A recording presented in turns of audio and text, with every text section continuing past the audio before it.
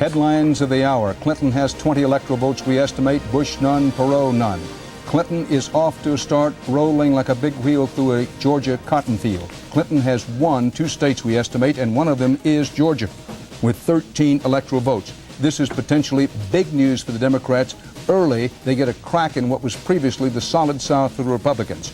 We estimate when all the votes are in and counted, Bill Clinton will have Georgia's 13 electoral votes, a very big, important state for him to carry. In New Hampshire, in the upper Northeast, Bill Clinton takes it. New Hampshire almost always goes for Republican candidates, not this time. 4 electoral votes go in Bill Clinton's column from there. Vermont, a special world for Bill Clinton tonight. 3 electoral votes in Vermont. Now 2 upper northeastern states have gone for Clinton, Vermont and New Hampshire, plus a big one down in Georgia. In Indiana, 12 electoral votes. This state normally gets called very early for the Republicans. Not so this time. That could, underscore the word could, be an indicator of what's to come later tonight. In the actual votes in and counted, 19% of the precincts reporting from Indiana, President Bush leads. He is expected to carry this state, but his lead over Governor Clinton is not such that we feel comfortable at this moment saying he has carried the state. Now let's show you Kentucky. In the bluegrass state, 8 electoral votes. Both Bush and Clinton fought very hard for it. Both Bush and Reagan carried this during the 1980s, but with the polls closed there for more than a half hour, it's still too close to call. These are the actual votes in and reported, with 53% of the precincts reporting so far. Clinton, 20 electoral votes, 270 needed to win. Bush has none, and Perot has zip.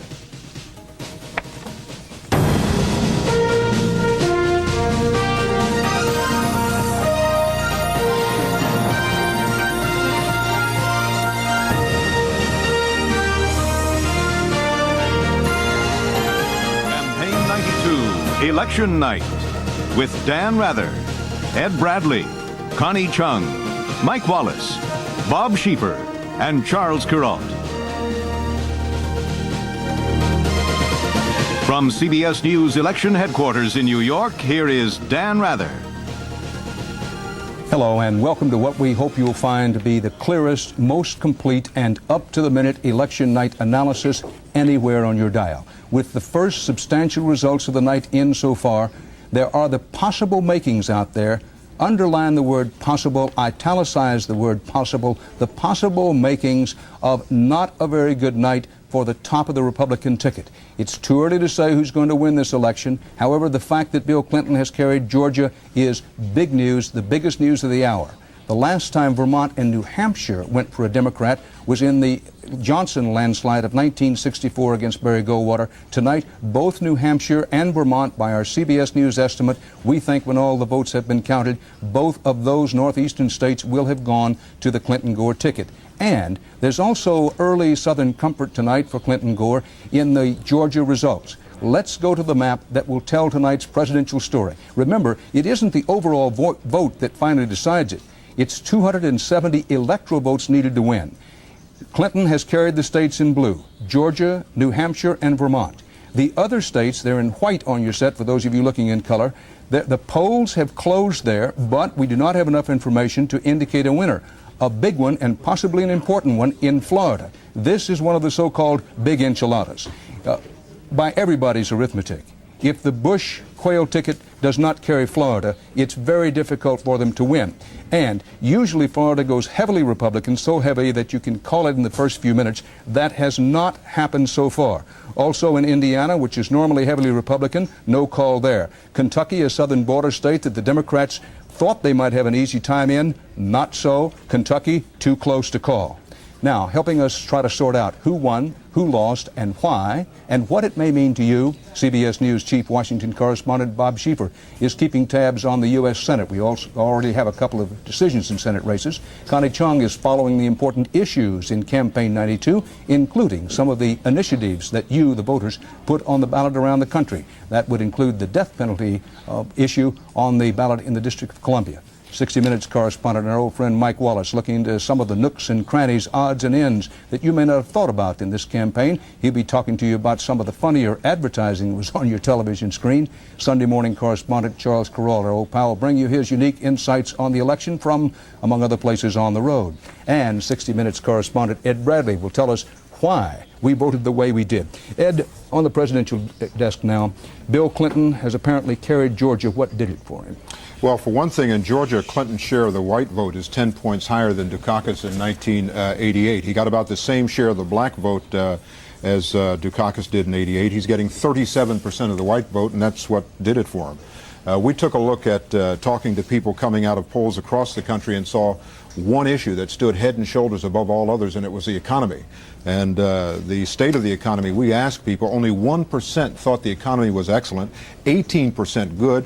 But take a look at the negatives. 46% not so good, poor 33%. That's a total of 79% who had a negative view of the economy. And when we asked them about the president's handling of the economy, only 34% approved of his handling, 22% disapproved somewhat, and 43% disapproved strongly. So you look at the negatives, that's a total of 65% who had a negative view of the president's handling of the economy.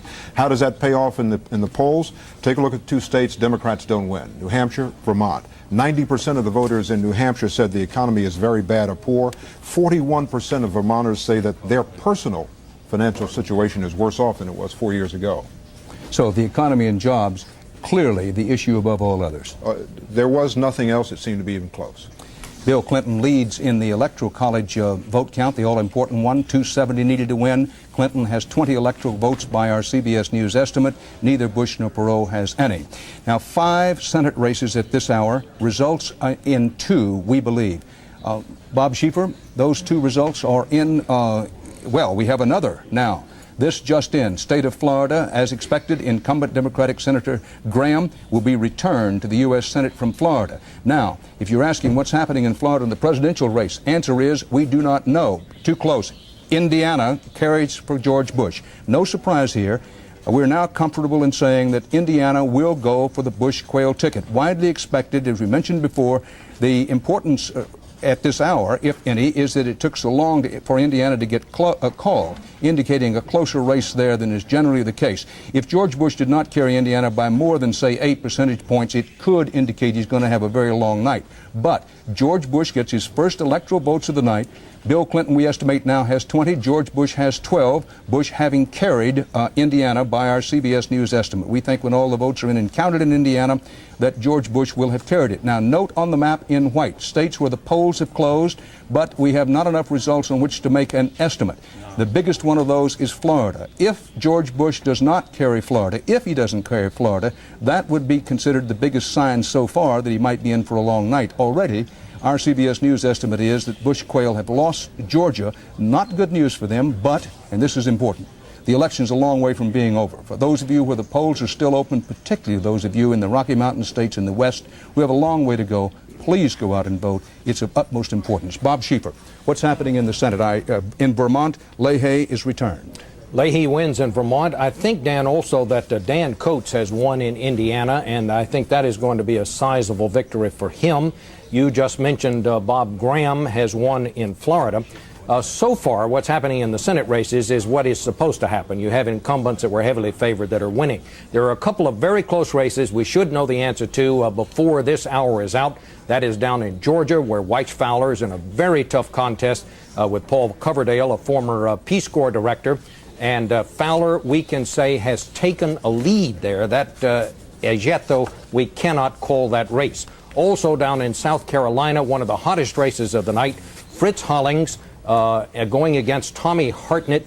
This one, we're showing these percentages now, but this one is not ready to call. This one is much closer at this point than those percentages show. One of the things we have found, Dan, as we've looked around tonight, is how are the Perot voters cutting it. What we're finding is incumbent senators, when it looks like when they picture themselves as agents of change, they are getting the Perot vote. It's a very close race. Notice here, both Hollings and White Fowler down in Florida getting only 40% of the Perot votes. So for them, it's a very tight race. But there's a lot of change, just the smell of change in the air tonight, Dan. And when you see Democrats starting to win in New Hampshire, it's going to be a long night, I'm afraid, for Republicans. Well, at this hour and in the hour to immediately follow this one, I can tell you that it will be so exciting as to make the wax pop out of your ears if you love politics. And here's why. There is change in the air. You can already see it in the results.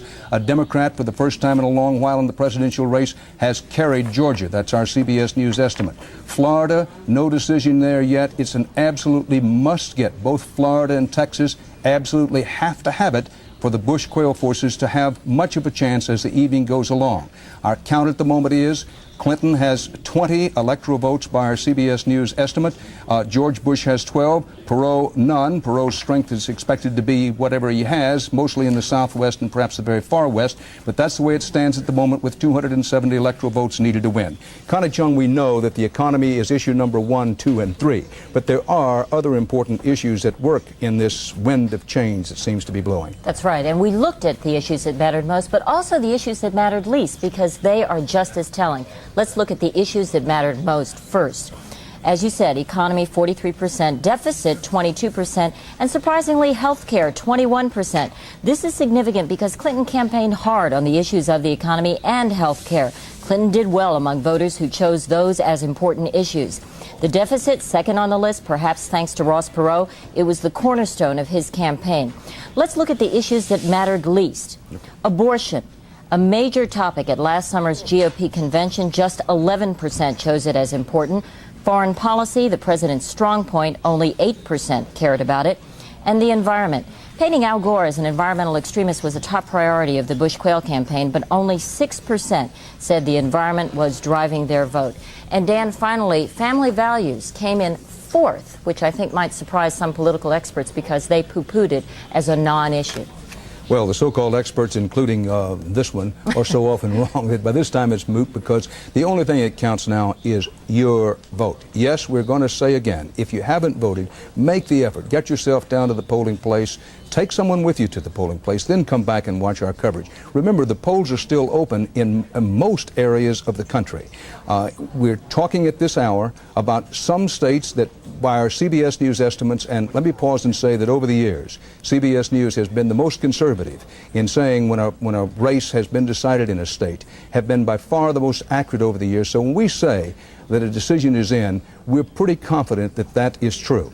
Now, we will not, in the presidential race, say a new president has been elected or that our present president has been reelected until we're absolutely certain of that. There is no question at this hour that the Clinton-Gore ticket is off to a good start. Why do we say that? Because Vermont and New Hampshire, frequently Republican states, have both fallen into place for the Clinton-Gore ticket. Also, Georgia, very important state, hard-fought state. Many Republicans felt, well, if we can't hold on to Georgia, we're going to have an extremely difficult time. They didn't. If the states in blue, you see Georgia, New Hampshire, and Vermont, we put in the Clinton column. That gives him 20 electoral votes. Indiana, after a longer time to count it than normally takes, we estimate goes in the column for George Bush and Vice President Quayle, that, of course, being Vice President Quayle's home state. So that's how we get 20 to 12 of the vote. Keep your eye on Florida. That's what we're looking at here. Now, the Bush quail campaign probably has to have both Florida and Texas now to make the mathematics go for them. No decision in Florida. Bush was widely expected to win in Florida because he carried it in 1988 and Ronald Reagan carried it twice before. However, the indications were all during the day that it was tick-tight in Florida. Keep your eye on it. Ed Bradley. Dan, in Florida, so what looks like good news for Bill Clinton and bad news for the president is that Clinton is winning the senior vote in Florida, 53 to 35%. And that's a big vote in the state of Florida.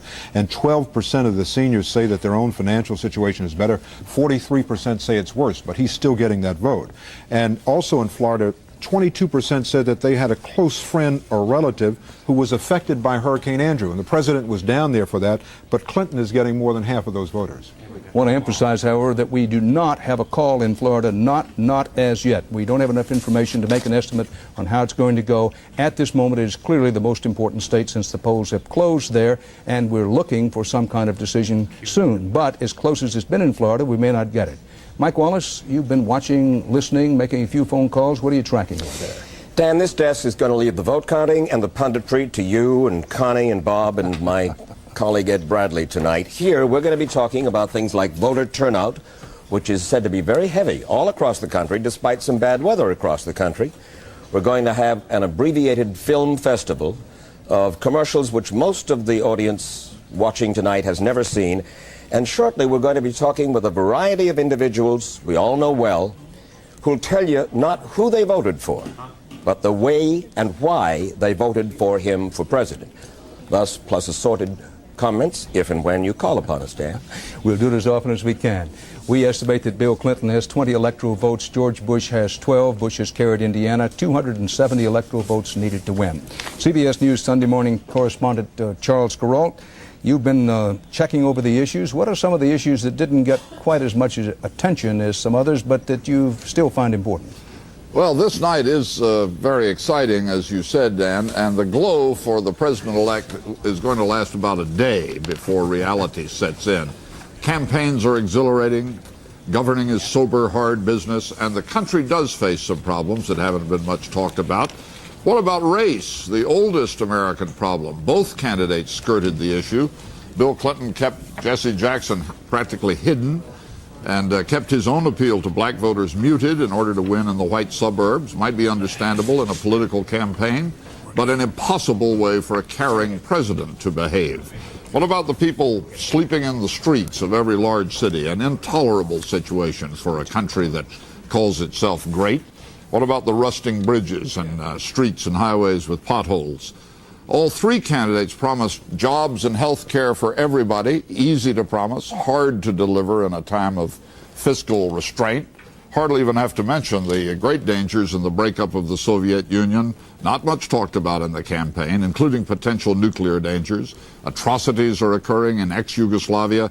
Candidates can avoid facing these facts. A president of the United States cannot. So, a day or two of celebration for the new president, whoever he may be, then thousands of days of dilemmas, and we can all come together pretty soon now, Dan, and wish him good judgment and good luck. Right you are, Charles. At this hour, Clinton, we believe, has carried New Hampshire, Vermont, and Georgia for 20 electoral votes. President Bush has carried Indiana for a total of 12 electoral votes, 270 needed to win. The polls have closed in Kentucky, Florida, South Carolina, and Virginia, but in all of those races, as of this moment, it's too close to call. Our CBS News coverage of Campaign 92 will continue in a moment. Stay here with us.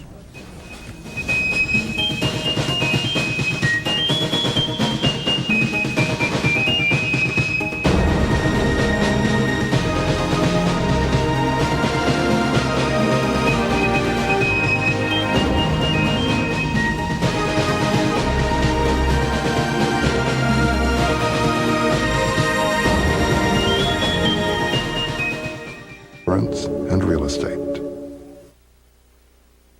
Ross Perot has no electoral votes from any state. He may not get any. However, nationally, on what we know so far, Perot is running much stronger than third-party candidates usually do. He's running roughly in the 16 to 17% range at the moment. We'll keep you abreast of that as time goes along. Keep your eye for the moment on two states, Florida and Virginia. These become almost must-have states for George Bush, particularly Florida. No decision in either of those states yet, although the polls have closed there. Best news of the night for Bill Clinton is that he carried Georgia. Best news of the night for President Bush so far is that he has carried one state, and that is Indiana. Let's check in with our three CBS News correspondents who covered the campaigns every step of the way. First, correspondent Richard Threlkeld in Little Rock. Richard, I would expect that you heard some cheers when the news came in about Georgia. So far, Dan, there's been cheering for several hours here on the grounds of the old State House in downtown Little Rock, where about 3 hours from now, Bill Clinton will say whatever he has to say about the results of this election, win or lose. He's going to wait till the lower 48 state polls close about 11 p.m. Eastern Time. Hundreds of people, as you see, have been waiting out here in the rain to hear what Bill Clinton has to say. This town of 250,000 people, it's like the Super Bowl dropped in on Detroit or Des Moines or Peoria. They're a little stunned, don't quite know what to make of it. But we talked to a few of those folks around today, and as you can see, there's a lot of umbrellas and a lot of expectant people waiting. But overall, so far at least, with all the attention, Little Rock is coping, Dan. Thanks, Richard Threlkeld, live in Little Rock. Let's whip down to Houston and CBS News White House correspondent Susan Spencer. Yes. Susan, the early news has not been good for the Bush-Quayle campaign, but gather that they are not hanging crepe yet, not by a long shot. Not quite, Dan. I'm at the site of what's supposed to be the Bush-Quayle Victory Party. As you can see right now, that party is restricted pretty much to reporters. They've just started to let the guests in. They've just opened the bar, which could prove helpful later on if things don't look very good for Mr. Bush. He is not expected here till after the polls out west close, and it's unclear how soon after that he might show up, depending on how things are going. I was told late this afternoon that he wasn't getting these early projections from the exit polls, that apparently he had decided to wait a little bit until he started getting information. He had a very busy day in any case. He went jogging, he got his hunting license renewed, all of course designed to project this image of optimism in an upset. Dan? Thank you very much, Susan Spencer. And let's go to Big D, where Patsy Cline is always in favor, and our CBS News correspondent, Bill Lagatuda. Bill? Dan, here in this ballroom tonight, you can bet that they will be playing the Patsy Cline tune Crazy. That's Ross Perot's adopted theme song now. As you hear, the band is warming up. Ross Perot is going to throw himself a Texas-sized party here tonight in a room that is surrounded appropriately, I think, for this campaign by giant television screens. This was, as you know, almost exclusively a campaign wagered on television. Ross Perot spending up to $60 million of his own money and getting people to tune into a program where a man sits behind a desk and flips through a chart. That was incredible enough in itself. Ross Perot today seemed calm, and we expect him here later tonight. Bill Lagatuda live in Dallas. Bill Clinton has at least 20 electoral votes by our CBS News estimate. President Bush has 12, having carried Indiana. Is there an avalanche in the making? Far too early to say that. The fact that Clinton has carried New Hampshire and Vermont as the evening goes along will raise the question, but we don't have the answer. Dan Rather at CBS News election headquarters in New York.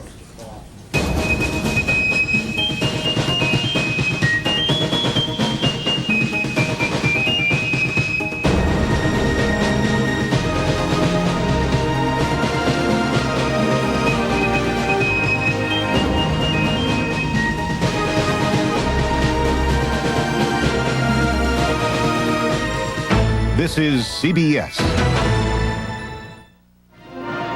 Take the time to care from TV8. Lines of the hour. The drama intensifies. Bill Clinton picks up another state. In the words of the West Virginia license plates, West Virginia proves wild and wonderful for Bill Clinton. He picks up 5 electoral votes there. West Virginia has an unemployment rate of 11.3%, so no surprise, but it adds to Bill Clinton's electoral vote total. Now, in Georgia, perhaps the biggest Clinton win of the night because he cracks into what had been the Reagan-Bush strength in the solid South of Deep Dixie. Clinton, we estimate, when all the votes are in and counted, will have Georgia's 13 electoral votes. In Vermont, a state that often goes Republican, this time it does not. 3 electoral votes fall for Bill Clinton in Vermont. Also in New Hampshire, 4 electoral votes in the Granite State. They go to Bill Clinton. Perhaps not since Lyndon Johnson's avalanche win over Barry Goldwater have we seen the early indications of the upper Northeast going for the Democrats. However, we only have decisions so far in New Hampshire and Vermont. Now, in Indiana, good news, the only clearly good news of the night for George Bush and Dan Quayle so far. Quayle's home state, Indiana, after some delay, was called for Bush-Quayle. This is with 30% of the precincts actually in and reporting in Indiana, but we believe in the final analysis, when all of the precincts in and reporting and all the votes counted in Indiana, that George Bush will have carried it. Now, the Electoral Vote College at the moment, with 270 votes needed to win, stands as follows. Bill Clinton with 25. That reflects his just now pickup in West Virginia. George Bush has 12. Ross Perot none, with 270 electoral votes needed to win.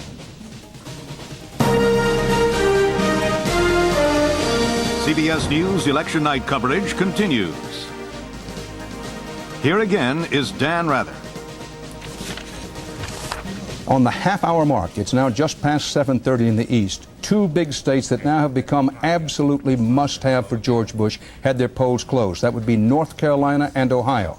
With the arithmetic now at hand, if George Bush does not carry at least one of those states, and probably has to carry both North Carolina and Ohio, it could be sayonara for him. Fact of the matter is, the polls have been closed for some time in Florida, Kentucky, and Virginia.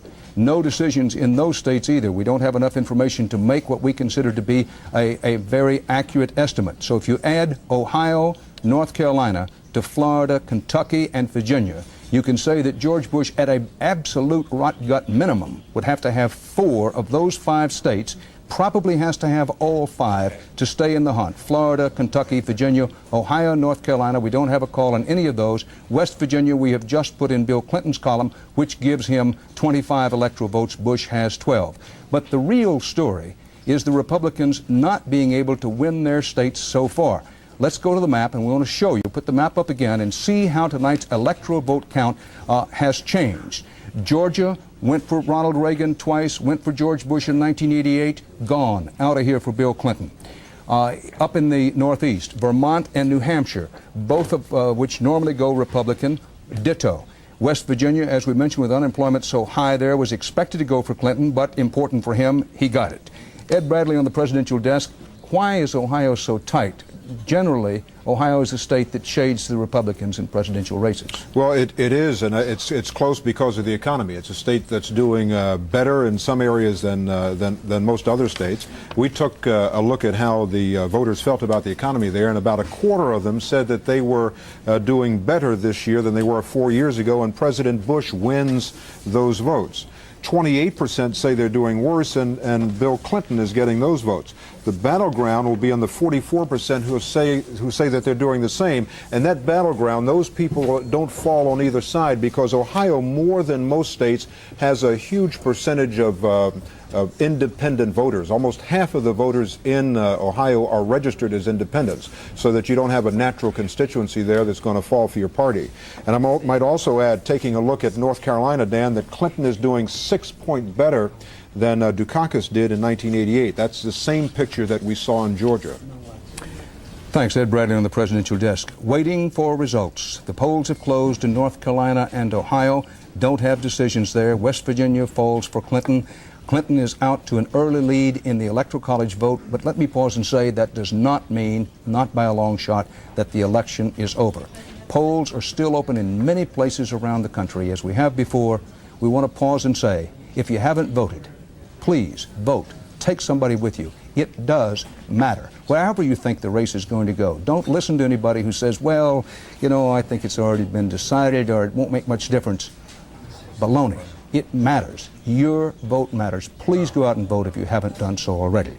Now, joining us now is Ron Brown, the chairman of the Democratic National Committee. Mr. Brown, thank you for being with us. A moment ago, Charles Kuralt, in his first essay of the evening, talked about the fact that there's been little talk in this campaign about race relations. Why, and do you think it matters? It does matter, and I don't think it's true. The fact is that one of the reasons why Bill Clinton's message has resonated so well around America is it's a message of unity, of bringing our people together, of making us one nation, about forgetting these so-called wedge issues which Republicans love to identify, that splinter us and tear us apart, but rather to build bridges between us so that we look to the future with hope and optimism. I think it's a good thing for American politics that voters are talking about jobs and the economy and health care and education, things that we can all relate to, things that we all care about. You're aware, Chairman Brown, that a lot of people say that if Governor Clinton were to win tonight, that he would wake up tomorrow morning with, in effect, a bad hangover, because the country's economic problems are deep and abiding, social problems deep and abiding, and that he would have to realize from the start that he's probably going to be a one-term president if he's elected. Do you agree with that? I don't agree with that at all. Bill Clinton is a can-do person. I think there's going to be a lot of talk tonight about strategy and how did we make this happen and what strategic decisions were made when. If Bill Clinton wins tonight, it's because he has been one extraordinary candidate, and I believe is going to be a great president. He has a real vision for the future. That's what this administration has been lacking. The American people don't expect every solution to work, but they do expect the president to try some things to get our country back on track again. Bill Clinton is going to be putting forth an agenda for the future, which is going to say we've got to try some things. We've got to make some tough decisions. We've got to focus on what is best in America. I think that's the kind of leadership we're going to see. Ron Brown, let's keep the camera on, Ron Brown. Folks, if you're out there saying, why is this man smiling? I will tell you why he's smiling. The Democrats have carried Georgia, which Ron Brown and every other Democrat was worried. They were having 3,000 calorie attacks over whether or not they could carry Georgia. They carried it. That's one reason he's smiling. The other, of course, is that they're out to an early lead in the Electoral College. Chairman Brown, thank you for being with us. May talk to you later. But Dan, could I just add, I want Sure. to reinforce your message, and that is that there are still millions of Americans who have not yet voted. They've got to get out and participate in our democratic process. A decision hasn't been made in many states around the country, and we all as citizens have an obligation to get out there and vote. Thank you, Ron Brown. And one of the reasons you want to get out there and vote is there are a lot of Senate races just hotter than a hickory fire at this hour. Some of them will be decided by the votes that come in the last few hours, and the polls are open in a lot of states.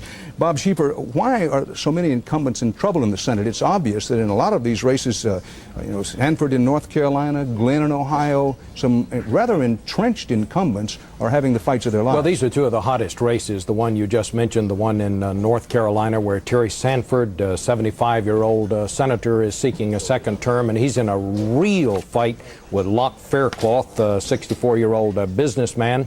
That race at this point is so close that we can't make any characterization of how it is going.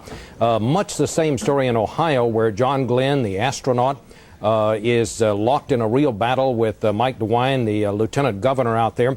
One of the things at the beginning of this kind of election cycle people wondered about, Dan, is would a vote against the Persian Gulf War hurt or help these senators? Both of these senators voted against going to war in the Persian Gulf.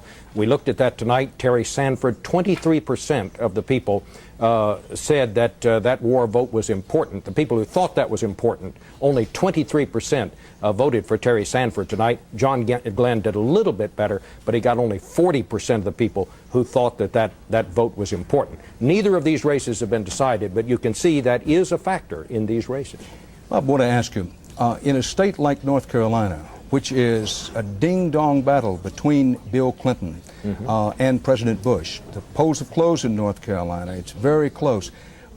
Could a Clinton victory in North Carolina possibly be enough, by a wide enough margin, to pull Sanford through? Or is the thinking that even if Clinton carries North Carolina, he hasn't done that it wouldn't be by a wide enough margin to help Sanford? I think for him to have any coattails in a state like North Carolina, he'd have to win by a pretty good-sized margin, because this is a very hot fight that has a lot of other factors that enter into it besides just this. John Glenn, though, has pulled in. We can say that he is leading in Ohio, but I stress we haven't called that race yet. Thanks very much, Bob Schieffer. Florida, Kentucky, Virginia, Ohio, and North Carolina now become practically 5 must-win states for George Bush. The polls have closed in all 5 of those states, but we don't have enough information on which to make a call. With 270 electoral votes needed to win, our estimate is that Bill Clinton now has 25. That includes his most recent win in West Virginia. George Bush has 12, having carried Indiana. Connie Chung is covering the 12 gubernatorial races this year. Connie, any results so far in those governor's races? Yes, we do. The polls have closed in 5 of those states. We have 4 winners. They're all Democrats. Let's take a look at these boards. In Indiana, home of Dan and Marilyn Quayle, Governor Evan Bayh is the big winner. He's the nation's youngest governor, only 36 years old, beating Lindley Pearson, who is the state attorney general. In Vermont, Democratic Governor Howard Dean is the incumbent. He's the nation's only governor who is also a physician. He's the big winner tonight. In North Carolina, former Governor Jim Hunt is the winner. He'll be returned to the State House. He went home to the farm for a few years and came right back. There you see it right there. In West Virginia, the Democratic winner is Gaston Caperton.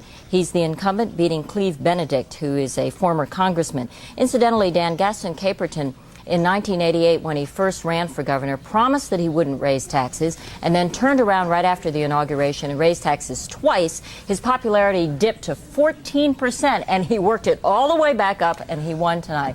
Let's see if President Bush can do the same. All right, Connie Chung. I want to remind you that the big core vote, the largest collection of electoral votes in the nation, 54 electoral votes, is in California. And the West Coast tier, Washington State, Oregon, California, that tier of states is going to be a long time before we know how they voted. It's another reason to stay tuned. It's also a reason for me to remind you that there are races below the top of the ticket to be decided in all of these states, 2 big Senate races in California alone. We right now have our focus on Florida. Kentucky, Virginia, Ohio, and North Carolina. Polls close in those states. When and if we get results in those states, you're going to know more about how this election is going to go. In the early going, it's inescapable. Bill Clinton is off to a very good early start. Why do we say that? Well, first of all, he's carried 2 states in the upper Northeast that normally go Republican. That would be New Hampshire and Vermont. Also, and perhaps more importantly, he has cracked into what used to be the Republican solid South by carrying Georgia.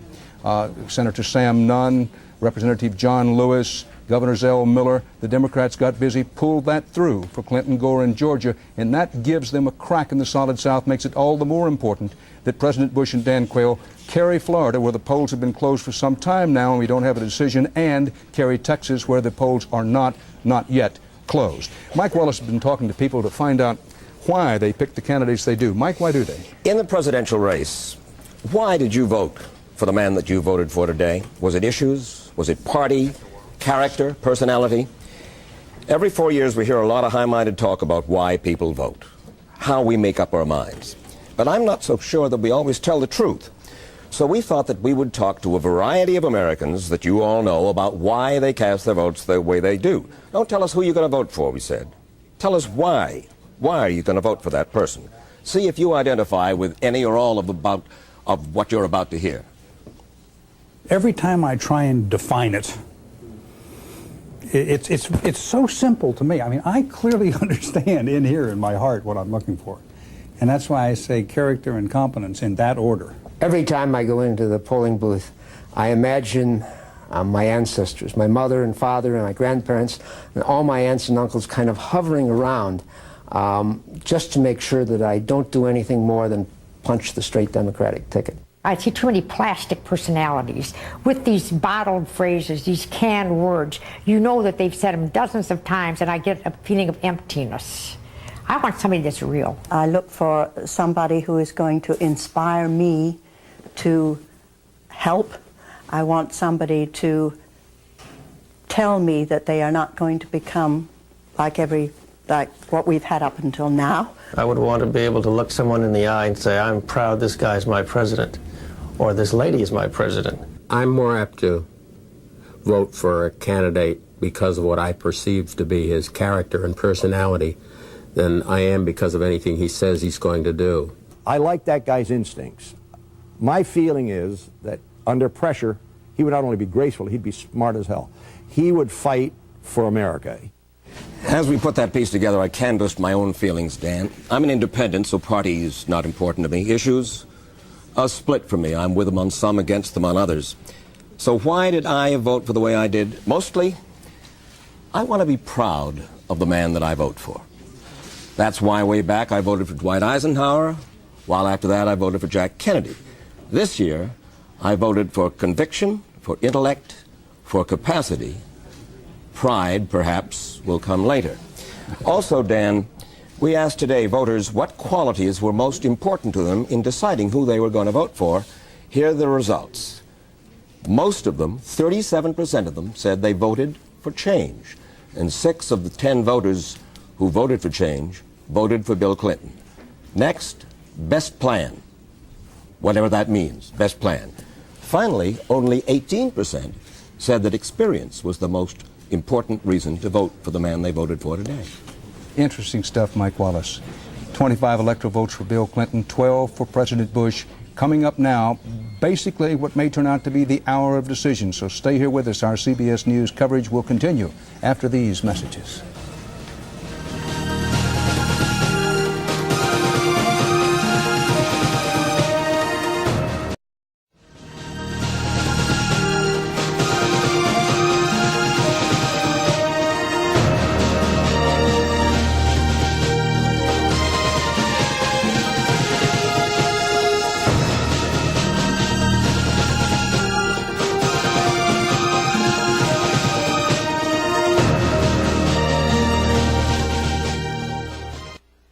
Clinton off to a substantial early lead. Is it going to be a Clinton victory? Is it going to be an avalanche?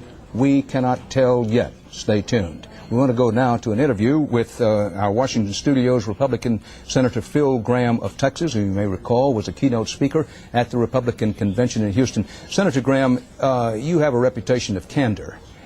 In candor, did the Republican National Convention wind up hurting the top of the ticket? Well, I think, Dan, we would have been better off had we focused more on jobs. Whenever you're talking about something that people care deeply about, you connect.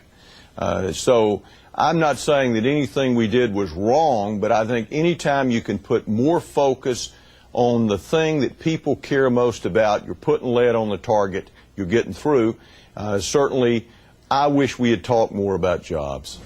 Senator Graham, you're a Texan, but you were reared in Georgia. When you saw the returns come in from Georgia, again, candid talk to you say to yourself, uh-oh, we're in deep trouble? Dan, Georgia's important. We have traditionally carried it in successful campaigns. As you keep saying, the race is not over. It's still out there to be won. I am confident that we're going to carry Texas. I campaigned over the last 2.5 days in 22 cities in Texas. We had a lot of enthusiasm. We had building momentum. But Georgia is a disappointment and a setback, no doubt about it. Polls not yet closed in Texas. Don't know how that's going to go. When does the Phil Graham for President in 1996 campaign begin? Well, the focus tonight is where it ought to be, and that's in 1992. We're making a very important decision tonight. Obviously, I am hopeful that people are going to pick George Bush. Next year, if the president is reelected, I'm going to work to try to get his program moving. If Bill Clinton is elected, obviously I'm going to try to work with him to get America moving. But I think the votes are out there to make George Bush president again. In terms of my future, I think Republicans have got a long time, 4 years, to make a decision. I'm one of those. Republican Senator Phil Graham of Texas, thanks for being with us. Thank you. Clinton leads 25-12 in the Electoral College, 270 Electoral College votes needed to win. There is no question that if George Bush cannot carry all 5 of the following states, Florida, Kentucky, Virginia, Ohio, and North Carolina, where the polls have already closed, if he can't carry all 5 of those, he's not only in a very difficult position to win, but could eventually be facing something of avalanche proportions. But we don't know that yet. Just want to paint you the picture of how the drama is building this hour with our usual reminder to get out there and vote. Let's go to Joe Klein and Kevin Phillips, our 2 consultants. Joe Klein with Newsweek magazine, one of our CBS News consultants, Kevin Phillips, who often advises Republican candidates, and other of our consultants. Kevin Phillips, on what you've seen and heard thus far, give us your observations and what you think we should be looking for. Well, I think right at this point what you've got are a number of very nervous Republicans based on the polls that have run today and yesterday. They see the possibility of something pretty substantial because the president got out of control a little bit over the weekend talking about bozos and engaging in too many negatives, and there's a sense that he sort of slipped from that. So I think what we should be looking for is the possibility that the polls out today are correct in telling us that something big is happening, because that's what Washington is starting to think and starting to watch for.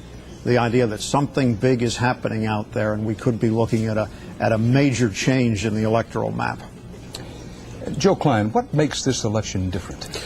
Well, one thing that we've been seeing for the last couple of weeks in the polls, Dan, in our CBS poll, also in Gallup, is that the level of interest in this election is far more intense than in most recent elections. And what that means is that people aren't as easily manipulated as they've been in the past. Remember in 1988, we had the year of the handler where people were talking about sound bites and photo ops and that sort of thing. There hasn't been a significant killer ad or a soundbite or a photo op this year because people really want to hear about the future. They want to hear about meat and potatoes.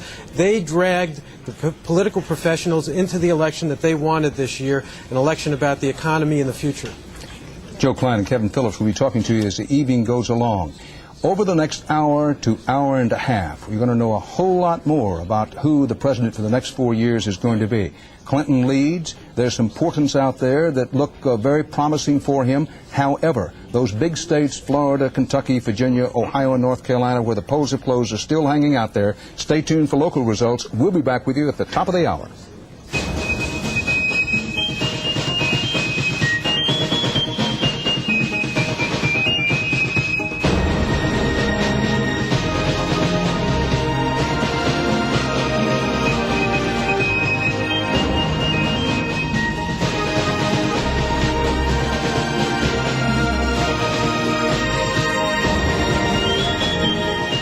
This is CBS. Denise Dufala, weeknights at 6 and 11 on Cleveland's own News Center 8.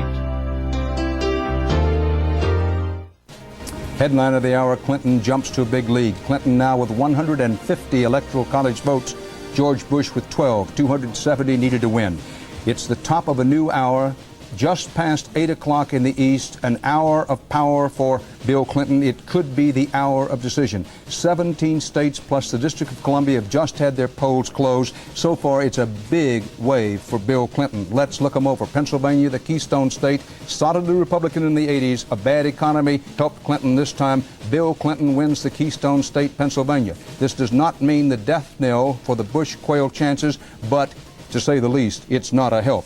Illinois, land of Lincoln, 22 electoral votes. As expected, this one, they fall into place for Bill Clinton and Al Gore. Traditional Midwestern battleground goes to Clinton. Wham, Michigan, and this one will hurt the Republicans plenty. George Bush campaigned in Michigan as much as anywhere, but he loses it. Bill Clinton wins Michigan's 18 electoral votes. Ditto in New Jersey. Here's a state where Perot was a wild card in what is normally a strongly Republican presidential state. Not this time. Bill Clinton, 15 electoral votes in New Jersey. Wham, wham, wham. Pennsylvania, Illinois, New Jersey, all falling in line for Clinton. Massachusetts, one of the least surprising results of the night, 12 electoral votes goes to the Democrat, as is usually the case in presidential elections. But Missouri, southern border state where the Republicans frequently do well, again, not this time. Bill Clinton sweeps to victory in Missouri. Remember, Missouri is a heavily suburban state. That may be a portent of other things to come tonight. Bill Clinton wins Missouri. Maryland, another southern border state, 10 electoral votes, despite the fact that Maryland's Democratic governor came out for President Bush. Clinton wins Maryland, as pretty much was expected. Connecticut, one of George Bush's home states, the richest state in the nation, normally votes Republican, but Connecticut's had a bad economy. Clinton gets Connecticut's 8 electoral votes. Maine, another upper northeast state, Maine's 4 electoral votes, drop behind Bill Clinton. District of Columbia, the least surprising verdict of the evening. 3 electoral votes go to Bill Clinton. Remember that they have a death penalty on the ballot in the District of Columbia. We'll be talking to you about that later on. Clinton now jumps 150 electoral votes with 270 needed to win. George Bush has 12. The only state Bush has carried thus far has been Indiana.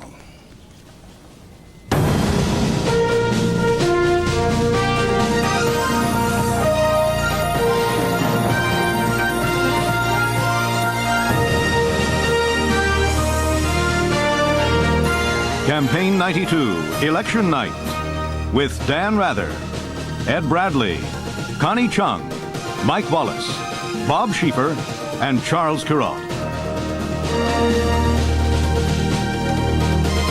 From CBS News election headquarters in New York, here is Dan Rather. Good evening again. Big hour. What could be the defining hour in presidential election 92? We are not prepared to say that there is a winner in the presidential race. Not yet.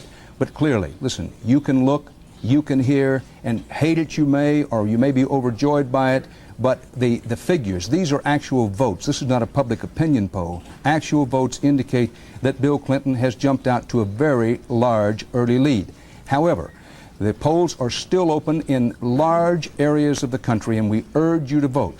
The polls have closed in just about half of the country now, and we're moving from states that George Bush needed to win but didn't win into Clinton must-win country, where the big temper is starting to fall. The big trees are starting to fall Clinton's way. The swing states, in the words of the song, swing like a pendulum do. Michigan was one of those swing states sometimes, but it's fallen for Clinton. Illinois, Pennsylvania, New Jersey. These are very big numbers. A lot of people would say there's no arithmetic that you can put together that gives Quayle and Bush a win if they don't win New Jersey, Pennsylvania, Illinois, and Michigan. They have not won them. However, there is a sliver of hope, a sliver of light there, because Florida, Kentucky, Virginia, Ohio, and North Carolina have not yet been decided. Take a look at the electoral vote here. 270 needed to win. The states in blue belong to Clinton. 150 electoral votes we estimate he already has when all the votes are in and counted. 270 needed to win. So far, President Bush and Vice President Quayle have only carried Quayle's home state of Indiana. There are still a lot of big states out there. Now, the polls have just closed in some other states. Look at the middle part of the country, beginning with Texas. Texas is absolutely, positively must have it for Bush state now if he's to keep any hope alive of winning whatsoever. But all those states in white are states where the polls have closed, but where we do not have enough information yet on which to base any estimate. California, that huge core element of the Republicans' quote electoral lock in past elections, does not have the polls closed. The polls are still open in much of the western part of the United States. In fact, in every western state, all the Rocky Mountain states out there on the West Coast, and of course Hawaii, the polls are still open. We urge you to vote. Your vote does count, regardless of what you may be thinking of, well, if Clinton has this many electoral votes this early, regardless of what you're thinking. 1, there is no winner yet been estimated. 2, even if they were, it doesn't mean your vote doesn't count. Get out there and vote. Ed Bradley, on the presidential side, a lot of these battleground states have been decided in the suburbs. I'm thinking particularly of states such as Missouri, New Jersey, Michigan. Clinton obviously did very well in the suburbs. He did. You know, it was a given that he was going to win the inner cities and the big cities, that he had a natural Democratic base there. But in order to win the states, he had to do well in the suburbs. And if you look across the country, he's doing very well, winning the suburbs, 45 to 37 in the suburban votes. If we break it down by region and looking at some of those areas like in Connecticut, you've got the New York suburbs. Clinton is doing 44 to 34. The New Jersey suburbs, which also includes New York areas, and in the South around Philadelphia, Clinton is doing very well there, 46% in New Jersey, 42% in Pennsylvania. Going out to the Midwest to look at Illinois, those suburbs around Chicago, he's winning big there, 47 to 36. There were a lot of Reagan Democrats out there who are now going for Bill Clinton. In Michigan, the area around Detroit, Macomb County, the surrounding Wayne County, he's winning 42 to 36. And in Missouri, he's winning big there, 45 to 33. Bill Clinton is doing in the suburbs what he had to do to win this election. Now, there are 9, thanks, Ed Bradley, and it's a good point about the suburbs. There are many people who called this election the battle of the malls, as in shopping malls in the suburbs. A lot of people said this is going to be decided in the suburbs. In the early going, the early to middle going, Bill Clinton has prevailed in the suburbs. 9 Senate races were in states that had their polls closed at 8 p.m. 7 of those Senate races have been decided. And let me tell you on these results from the Senate, for politicians in both parties, there's material here that will make their fingernails sweat. Bob Schieffer has details. Well, I think one of the most important, the one that there's been a considerable amount of interest in around the country, Dan, is the Senate race out in Illinois. And I believe that we have called that for Carol Moseley Braun. Yes, we have. Carol Moseley Braun has won. There's a little history in this one, Dan. She will be the first black woman ever to serve in the United States Senate. Carol Moseley Braun wins in Illinois, our CBS News estimate. Now, we tick off the rest of the Senate races that we have results in. Maryland Senate race. One-term incumbent Barbara Mikulski wins. The Senate's only Democratic woman far ahead. Alabama Senate race. Richard Shelby, one-term incumbent Democrat. We estimate when all the votes are in and tallied that Shelby will be returned. No turnovers so far. Connecticut Senate race. Senator Christopher Dodd, 2-term incumbent. Many thought he ran the best Senate campaign of any Democrat in this race. It certainly indicates itself in the outcome. Keep in mind also that Bill Clinton, we estimate, has carried Connecticut in his column. Dodd wins in Connecticut.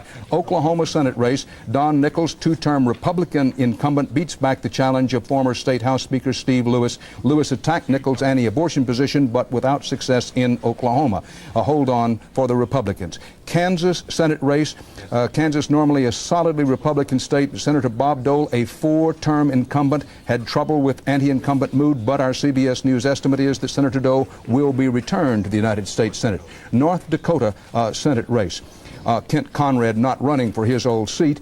We estimate that when all the votes are in and counted, Byron Dorgan, congressman from North Dakota, will become the new Democratic senator from that state. Dorgan bounced some 98 House bank checks, but it didn't hurt him, at least not enough to defeat him, because we estimate that he will have won that North Dakota race when all the votes are in and counted. Bob Schieffer on the Senate desk now. What about that Illinois result? There were a lot of people who thought the Republican challenger was closing so fast that it would go his way even if Clinton carried the state? I think you have to look to Bill Clinton, and I think Carol Moseley Braun owes a debt to Bill Clinton. Ed Bradley talking about how Bill Clinton was doing out in the suburbs. Look at these little exit polls on this Senate race. Carol Moseley Braun had to carry the women's vote, and she did. She got 59% of it. She also picked up 52% of the suburban vote in Illinois. I don't think that was expected. With Clinton doing so well out in the suburbs, I think that's a big part of her victory. Again, a historic thing, Dan. First black woman in the Senate. Bob, I held up my hand because Clinton carries Kentucky. Kentucky had the polls closed very early in the evening. It was one of the first states. This has been a ding-dong battle all the way through. Bush carried it last time. Reagan carried it in the 80s, but our CBS News estimate is that in bluegrass country, once all the votes have been counted, Bill Clinton will have carried Kentucky, and of course that adds to Clinton's Electoral College lead. 270 Electoral College votes needed to win.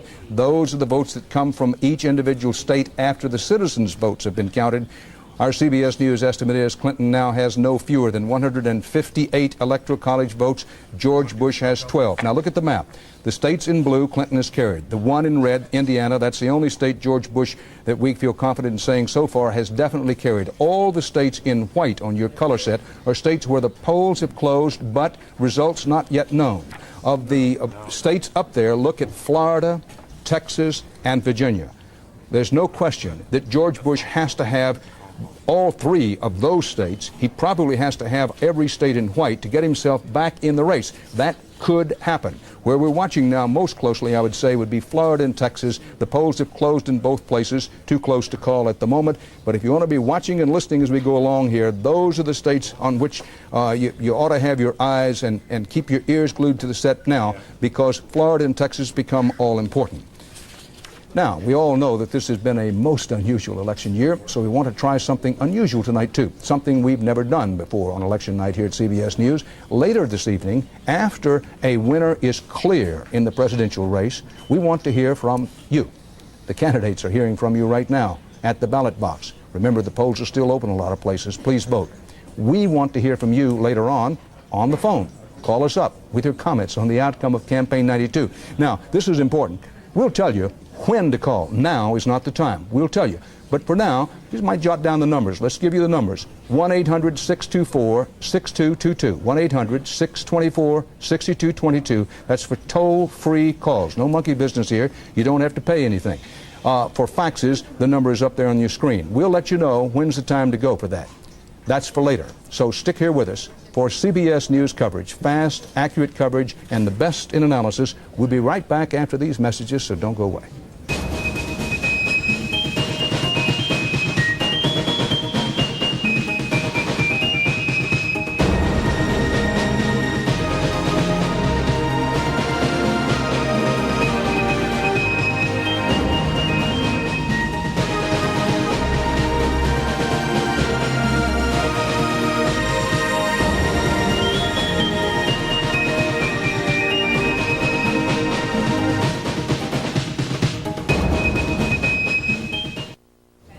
Bill Clinton, 158 Electoral College votes, 270 needed to win. George Bush so far has 12, all of them from Indiana, the only state that we can say with confidence that George Bush has carried so far. Now, let's show you the popular vote. Very few of the popular votes have actually been in and counted. I want to show you the popular state board, if we can get it up, because this is with only 5% of the precincts all across our country, border to border and ocean to ocean reporting. Now, as you will note, no doubt you have noted, you say, oh, whoa, wait a minute here. George Bush is leading 43% to 42%, Ross Perot 15%. This is important, folks. This is only 5% of the precincts in. These are votes actually counted. It does show Bush with a slight lead. Perot, nationwide, we believe, is running a little better than that 15%, probably up around 16 or 17%.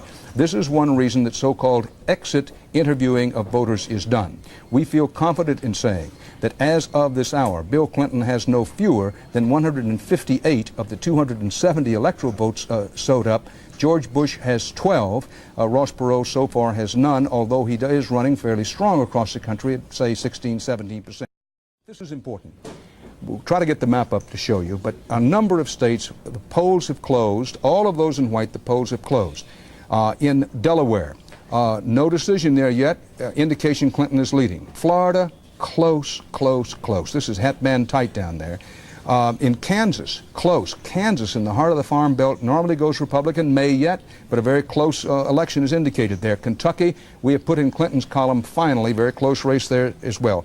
Mississippi, down in the Delta country, in the Magnolia State, very close. North Dakota, very close.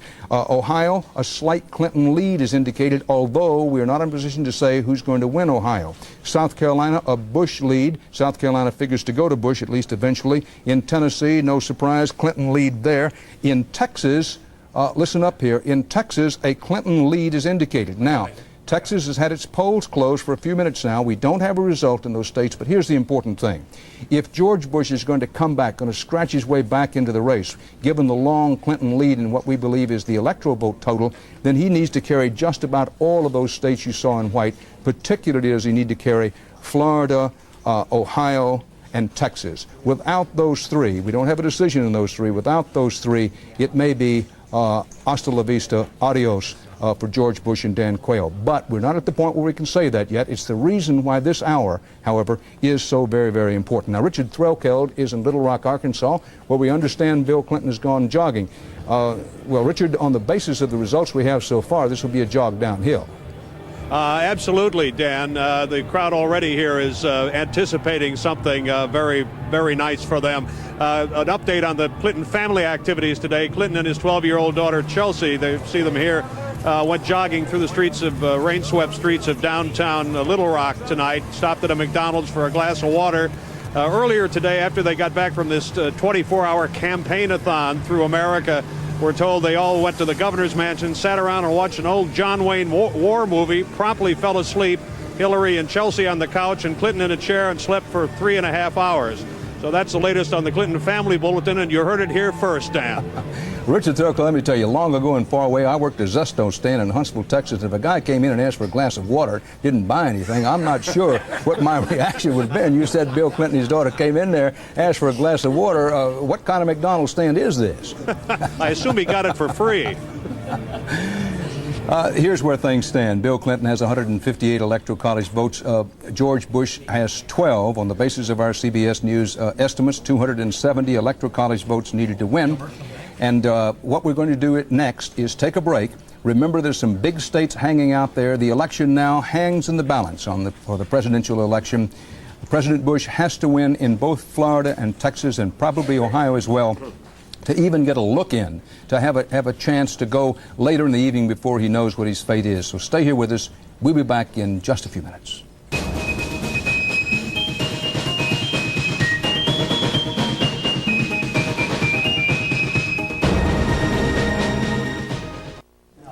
No. Good news for President Bush. South Carolina, as expected, falls in place for George Bush, raises his electoral vote total to 21. George Bush carries South Carolina as expected. Texas, the polls have closed. The Bush people will be keeping their fingers crossed. This is the hour of prayer for those who are pulling for the Bush-Quayle ticket, because they've got to have Florida and Texas. The polls have closed, but we don't know what the outcome is. The Electoral College vote now goes 270 needed to win. Clinton in the blue states, 158 Electoral College votes. George Bush has the red ones. He has a total of 20 Electoral College votes. We will double-check that total. Want to double-check this now. Clinton has 158 Electoral College votes, and George Bush has 20 Electoral College votes. That's 20 out of 270 needed to win. The big states hanging out there, Florida, Texas, and Ohio. George Bush and Dan Quayle must have, it's not an optional matter, they must have all three of those states to stay in the race. Polls are still open in the West. We hope that if the polls are open in your state, that you will vote. Don't listen to anyone who tells you that your vote does not count. It's possibly a decisive hour for this election, so we hope you'll stay tuned to this CBS station. We're going to break away for some local and regional reporting. We'll be back here on the half hour.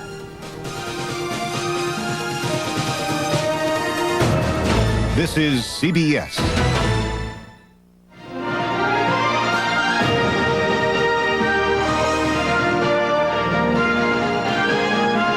From Cleveland's own. carries Oklahoma as he did in 1988 and as Reagan did in 1980 and 84. Very close races. Florida, this one's been hanging on all night. The Republicans had hoped to have this one sewed up a long time ago. 25 big electoral votes down there. Bush is leading Clinton by the margin you see, but that's with only 4% of the precincts reporting. These are votes actually in and tabulated. On the basis of our interviews with voters as they left the polls, we know that Florida is very tight. Texas, 32 electoral votes. Another of the so-called big enchiladas, or if not an enchilada, at least a huge taco, because President Bush has to have Texas in order to scratch his way back in this race. Florida, Texas, and Ohio all hanging the balance. You can see how tight this is. 4% of the precincts reporting. Texas, a huge state. The votes come in slowly. All of these are actual votes counted. 2% of the precincts reporting in Ohio. Ohio license plates say the heart of it all, and for this election it may be, because if George Bush does not carry Ohio, it's pretty hard to see what math you could use that would have him winning the election. It's 45, 38, 17 in Ohio. None of these states do we have enough information on which to say, well, okay, this is the way we think it's going to go. Now, closed but not called states as of 8 o'clock indicate that the totals are, with 164 electoral votes for Clinton, 28 for George Bush. That includes South Carolina and Oklahoma and Indiana for Bush. Ross Perot has carried no states. That's the way it stands at this moment.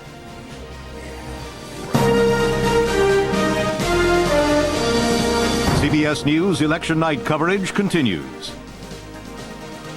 Here again is Dan Rather.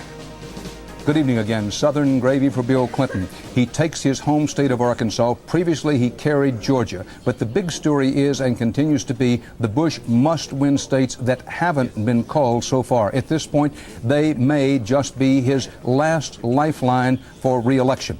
It is not over. It is reaching the point of near desperation for the Bush Quayle ticket, no matter how you cut it. And we'll go to the map and show you why. Remember, the electoral vote count is what counts. 270 electoral votes needed to win. Each state decides how its electoral votes are going to go. But our CBS News estimate, always the most conservative and over the years the most accurate, says that Clinton has at least 164 electoral votes as of this hour. George Bush has 28, having won Oklahoma, South Carolina, Indiana, the states in red. Ross Perot is running nationally very strong for a third-party candidate at, say, 16.5%, but so far has carried no states. Alaska is probably his best chance.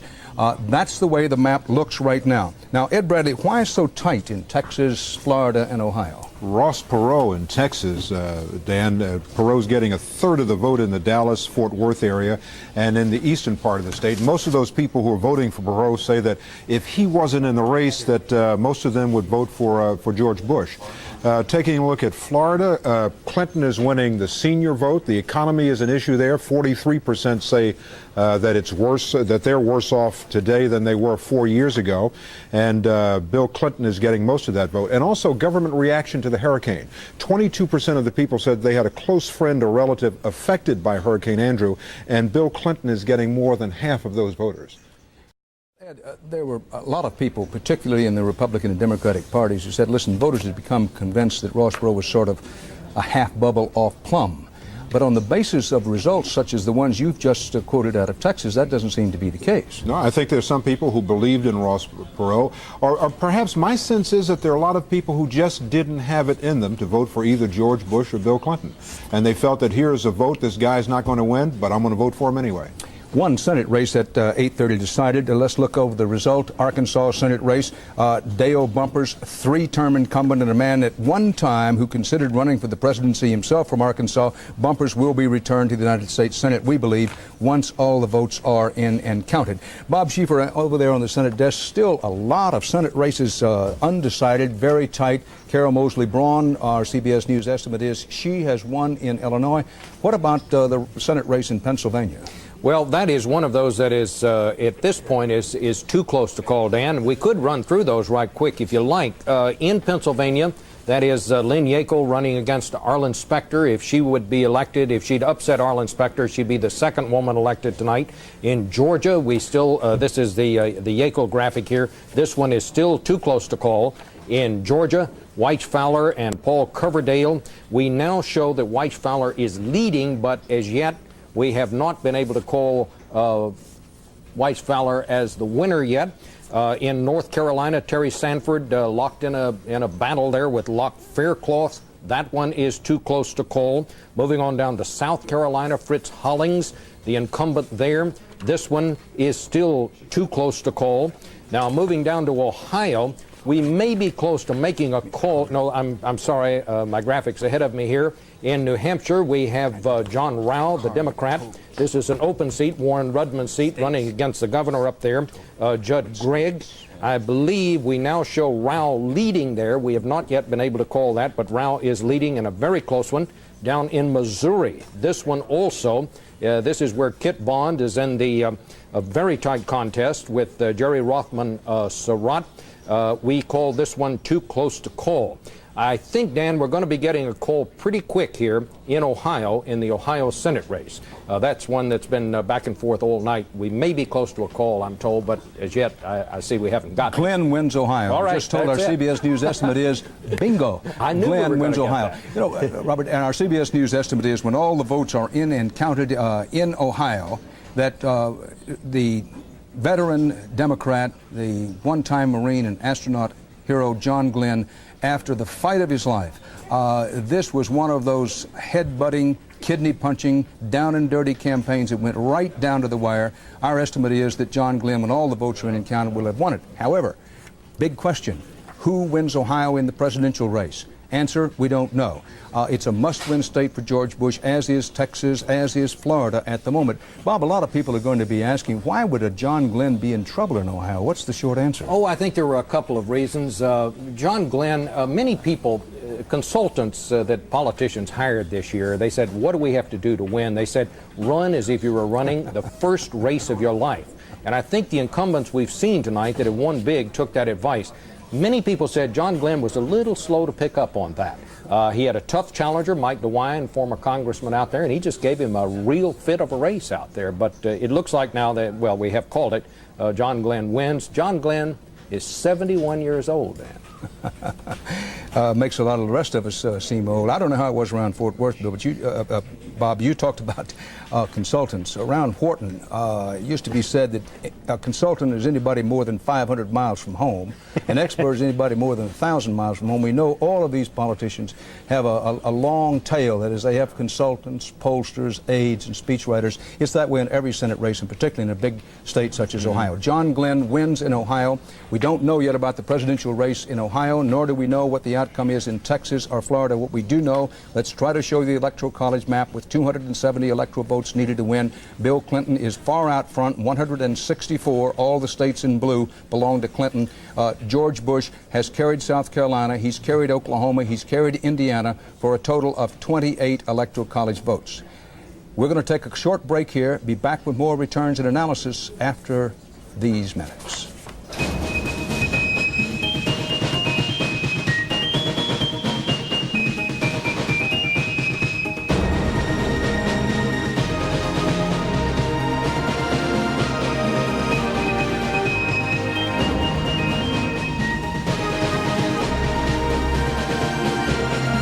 This portion of CBS News Election Night coverage is sponsored by Merrill Lynch, we're bullish on the future, and by Oldsmobile, the power of intelligent engineering. Update, Bill Clinton now has, by our CBS News estimate, 175 of the 270 electoral votes he needs to win.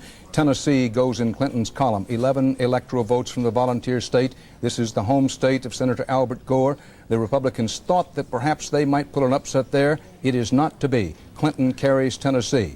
The states in blue give Clinton a total of 175 electoral votes. Those states are Kentucky, Illinois, Pennsylvania, New Jersey, Missouri, Connecticut, the District of Columbia, Georgia, Maine, Maryland, and Arkansas. Those are the states that Bill Clinton has carried. Also, he's carried Michigan, New Hampshire, Vermont, West Virginia, and now Tennessee. George Bush so far is assured of having carried 3 states, South Carolina, Indiana, and Oklahoma. The states in white are ones where the polls have closed, but we don't have enough information on which to make a call. That includes Texas and Florida. And if George Bush does not carry both of those states at least, he has no chance. However, we don't know how they're going to go, and all the area in the West, the polls are still open. We again want to urge those of you in states with the polls open, please go out and vote. Take someone with you, then come back and watch our coverage. Don't let anybody tell you your vote doesn't count, and don't let anybody decide for you in this election. Connie Chung, on the governor's desk, any more results? Yes, we do. We have two more winners, and they're both Democrats. Let's take a look at the boards here. In Delaware, Congressman Tom Carper is the winner over Gary Scott, a wealthy real estate executive. In Missouri, Mel Carnahan is the winner over William Webster. You remember William Webster gained national attention for that Supreme Court ruling on abortion in 1989. It expanded states' powers to regulate abortions. This race had been showcased as an abortion battleground, so we wanted to take a look at how voters squared on the abortion issue in Missouri. Let's take a look at that.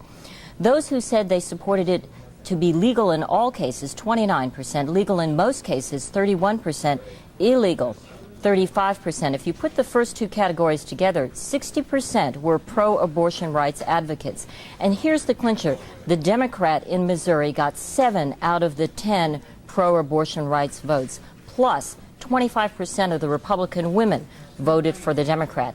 I do have some obligation to tell you, though, Dan, that even though this state was claimed to be the abortion battleground among these gubernatorial races, there was another issue that was paramount in people's minds, and it had to do with the workers' compensation scandal. Some really good referenda on the ballot around the country. Connie, we mentioned earlier the death penalty is on the ballot in District of Columbia. It's also on the ballot in Arizona and New Jersey. Any results on any of those yet? I believe the one in the District of Columbia has gone down. I'll check on it and I'll get back to you. Been defeated in the District of Columbia. That's right. There are also 14 states are considering term limits, which would limit the amount of time that senators and congressmen can stay in office. It's fascinating because it shows the anti-incumbency feeling in this country. We'll be talking a lot about many of those results later on. We have our focus on the presidential race. Bill Clinton leads in the presidential race now, has a wide margin over George Bush. Let's show you how close it is in Texas. The polls have been closed in Texas for quite a while. 32 electoral votes. There's no way George Bush can win if he carries Texas. He may not win if he does, but there's no way he can win if he doesn't carry Texas. Bush with 42% of the vote, Clinton with 40, Ross Perot with 18%, which may be part of the problem that George Bush is having in carrying the state. This is with only 6% of the Texas precincts reporting. These are votes actually in and tabulated. Yes, we interviewed voters as they came out of the polls for our so-called exit polls, but we don't have enough information yet on which we could say with confidence, well, Texas is going to go this way or that. Texas and Florida now are absolutely essential to any chance for George Bush scratching his way back into the race. Let's go over to Mike Wallace, who's been talking voter turnout. How does it look? Mike has always talked, well, voter turnout is high. Is it really high this time? It's become clear that voter turnout today is up. How much up, we don't know. We won't have those firm figures for another hour, hour and a half. But it is way up. There's no doubt about it. In my polling place today, it was up 3 times what I've ever seen it before. The question is, why?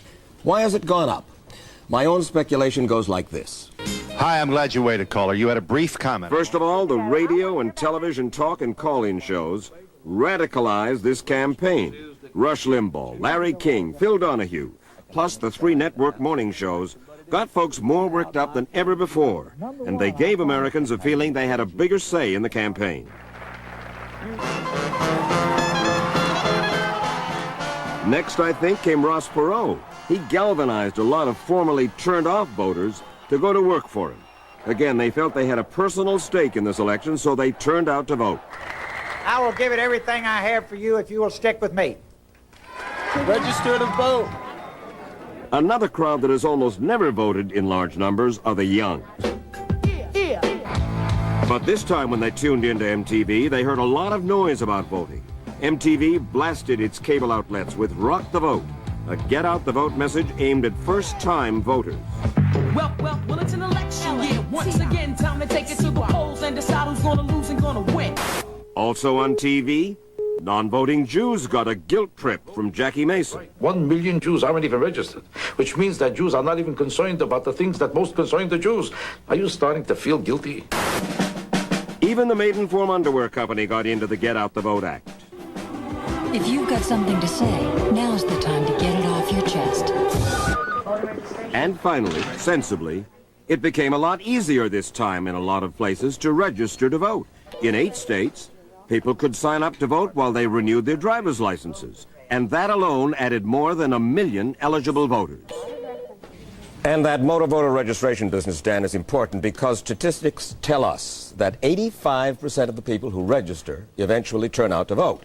And Bill Clinton, by the way, if he's elected, is anxious to do something about that. He wants to make it even easier to vote so that folks can sign up, not just when they get a driver's license, when they get a fishing license, when they apply for unemployment or for welfare.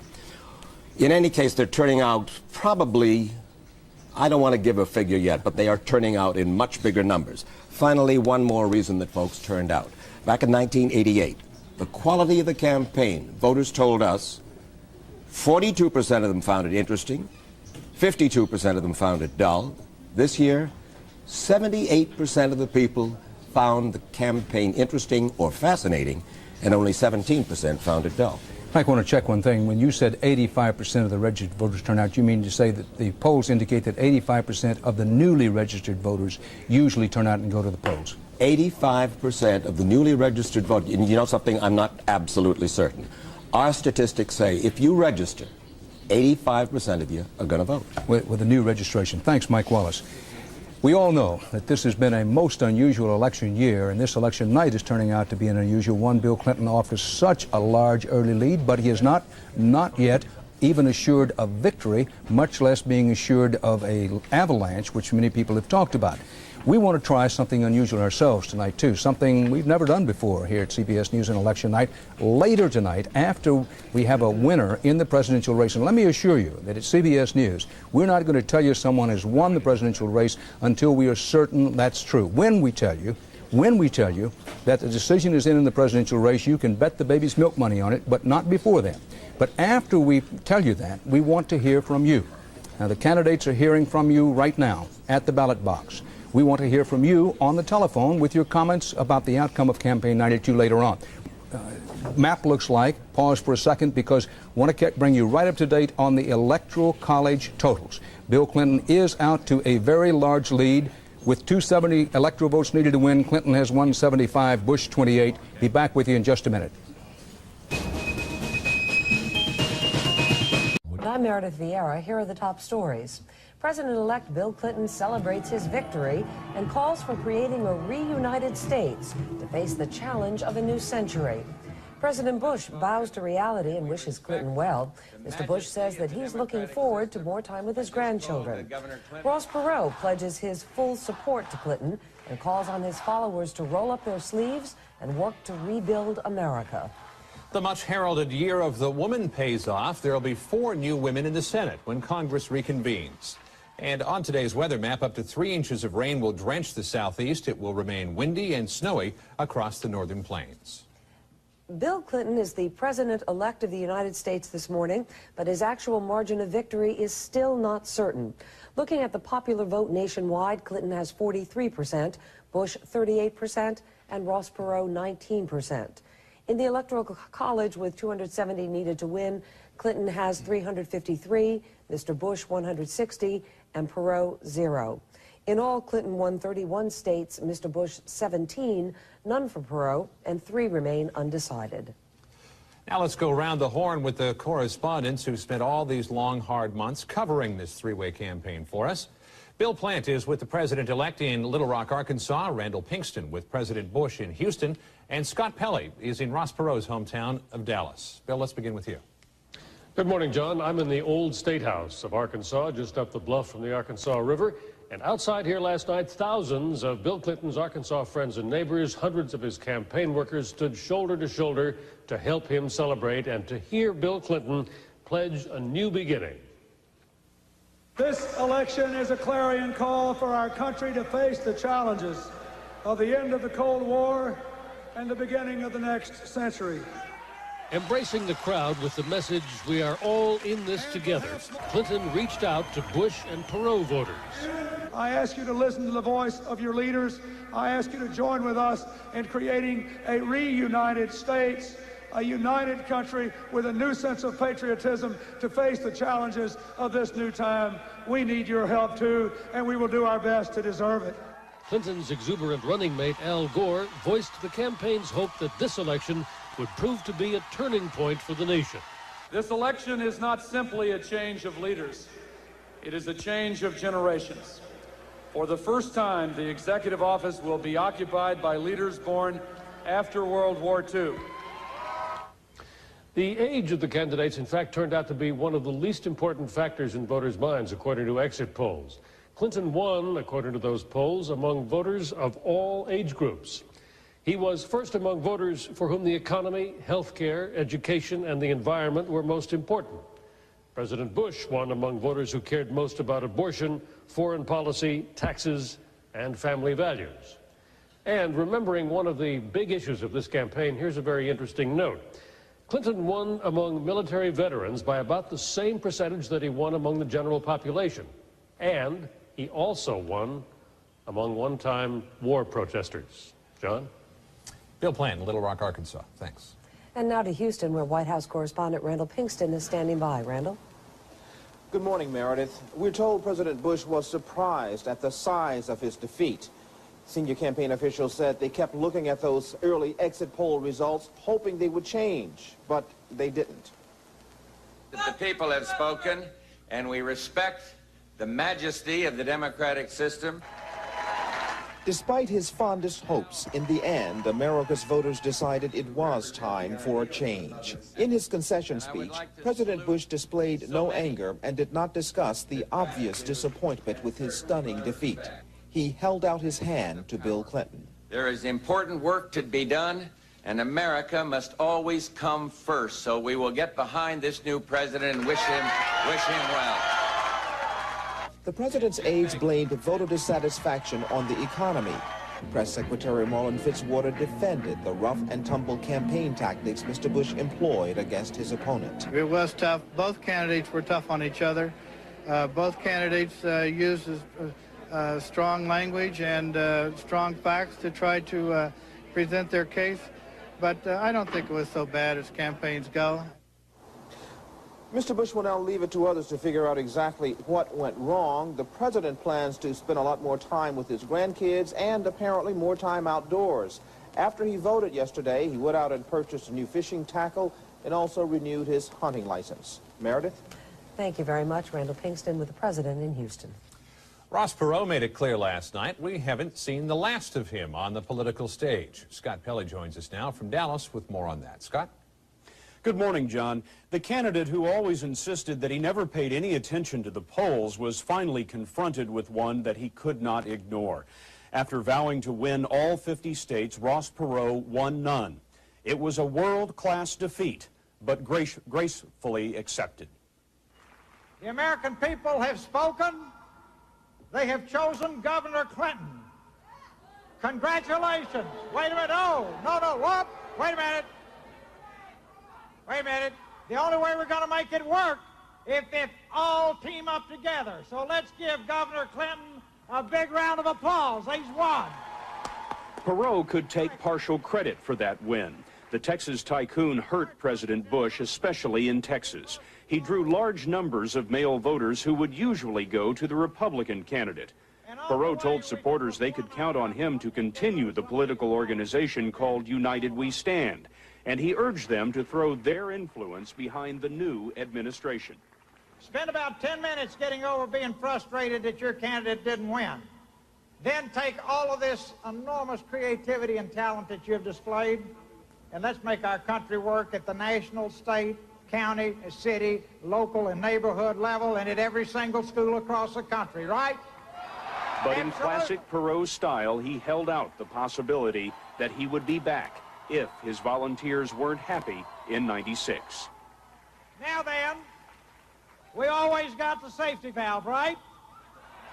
We got the safety valve. You can bring that old stray dog out from the dog pound again. Perot's share of the vote, about 19%, would be the highest of any independent candidate in modern times. But Perot may not be considered the most successful independent, because in 1968, George Wallace won fewer votes, but he still carried 5 states. John? So, Scott, what's next for this self-styled stray dog and his organization? Well, Perot says that he is at the bidding of his volunteers. He told them that he would perform any function, be ready for any role they may deem necessary. The United We Stand people are having a news conference this morning, and we expect them to tell us that they plan to have a continuing role in American politics. Scott Pelley with the Perot campaign in Dallas. Thanks. And from the presidency to the Senate now, there were some historic changes in the Senate where female candidates made inroads, but little change in the size of the Democratic majority. There were 35 Senate seats up for grabs. Democratic candidates shown in blue won 21 seats, while Republican candidates shown in red managed to win 14 seats. Before last night, the Senate looked like this. Democrats held 57 seats, and Republicans were sitting in 43. With yesterday's 21 Democratic and 14 Republican wins, there is a net gain for the Democrats of 1 seat. So the new Senate resembles the old, with Democrats holding 58 seats and the Republicans with 42. There were 3 Senate incumbents who lost their seats. In North Carolina, Republican Locke Faircloth defeated one-term Democratic Senator Terry Sanford. In Wisconsin, Democrat Russell Feingold beat 2-term Republican Senator Bob Caston. And in California, Republican John Seymour lost his appointed seat to former San Francisco Mayor Dianne Feinstein. Feinstein and another winner, Democrat Barbara Boxer, are making history together in California, becoming the first 2 female senators elected in the same state. Boxer was elated. This vision that I have in my mind of Dianne Feinstein and Barbara Boxer walking up those steps to the United States Senate, knocking on the door, and it opens, and we all come inside. All of us together. Thank you very, very much. In Illinois, Carol Mosley Braun added to gains made in what's being called the Year of the Woman. Braun's anger over the Clarence Thomas hearings turned her into a candidate, and she becomes the first black woman ever elected to the Senate. And in Washington State, Patty Murray, a Democrat who proudly calls herself a mom in tennis shoes, also won her Senate race. All in all, a record 6 women will be in the Senate next year, and that is double the number serving now. In Pennsylvania, though, Democrat Lynn Yackel failed to unseat Republican Arlen Specter, who came under fire for his role in the Clarence Thomas hearings. Other winners include Democrat Ben Nighthorse Campbell of Colorado. He becomes the first Native American elected to the Senate, and new faces in the Senate will include Democrat Byron Dorgan of North Dakota, Republican Dirk Kempthorne of Idaho, Republican Judd Gregg of New Hampshire, and Robert Bennett, Republican from Utah. And in the House of Representatives, despite the anti-incumbency mood among voters, many veterans were returned. Taking a look at the big picture, Democrats held a firm grip on the House before last night with 266 seats to the Republicans' 166, and that is little change this morning. CBS News estimates the Republicans have gained 8 new seats, with the Democrats now holding 258 seats to the Republicans' 174. 3 seats remain independent or undecided. Coming up, we'll review other election results and check the nation's weather forecast. And Barry Peterson will report on how the rest of the world is viewing Bill Clinton's win.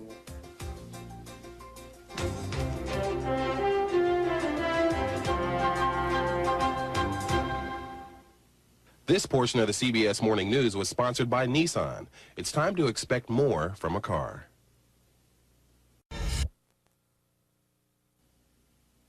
It was a big night for Democrats in the 12 gubernatorial races. 4 incumbents were re-elected as they surged to victory in 8 states, including 3 previously held by Republicans.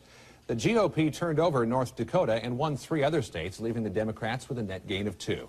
The previously mentioned Year of the Woman in politics didn't apply to the governor's races. 3 lost their bid to bridge the gender gap.